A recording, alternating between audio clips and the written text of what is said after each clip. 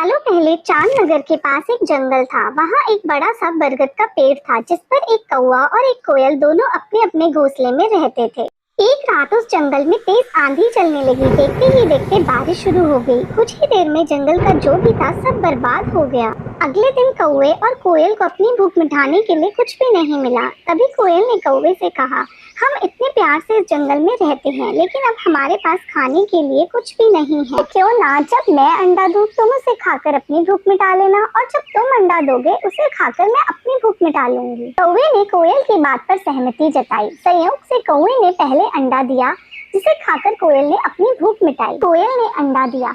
कौवा जैसे ही कोयल का अंडा खाने लगा, कोयल ने उसे रोक दिया। कोयल ने कहा, तुम्हारी चोंच साफ नहीं है, तुम इसे धोकर आओ। भागकर कौवा नदी के किनारे गया। उसने नदी से कहा, तुम मुझे पानी दो, मैं अपनी चोंच धोकर कोयल का अंडा खाऊंगा। नदी ने कहा, तुम मुझे एक बर्तन दे दो। अब कौवा जल्दी से कुम्हार के पास पहुंचा। उसने कुम्हार से कहा, मुझे घड़ा दे दो, उसमें मैं पानी भरकर अपनी चोंच धोऊंगा और फिर कोयल का अंडा खाऊंगा। कुम्हार ने कहा, तुम मुझे मिट्टी ला कर दो, मैं तुम्हें बर्तन बनाकर दे देता हूँ। कौवा दौड़कर धरती माँ के पास गया और बोला, धरती माँ मुझे मिट्टी दे दो, मैं बर्तन बनवाकर उसमें पानी भरूंगा और अपनी चोंच साफ कर अपनी भूख मिटाने के लिए कोयल का अंडा खाऊंगा। धरती माँ बोली, मैं तुम्हें मिट्टी दे दूंगी, पर तुम्हें खुरपी लानी होगी, उसी से खोदकर मिट्टी निकलेगी। कौवा दौड़कर कुम्हार के पास गया और बोला, मुझे खुरपी दे दो, उससे मैं मिट्टी खोदकर कुम्हार को दूंगा और बर्तन बनवाऊंगा, फिर उसमें पानी भरकर अपनी चोंच साफ करूंगा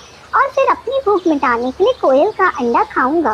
लोहार ने गरम गरम खुरपी कौवे को दे दी और जैसे ही कौवे ने खुरपी को पकड़ा, उसकी चोंच जल गई और वह तड़पते तड़पते मर गया। और इस तरह कोयल ने अपनी चतुराई से अपने अंडे को बचा लिया।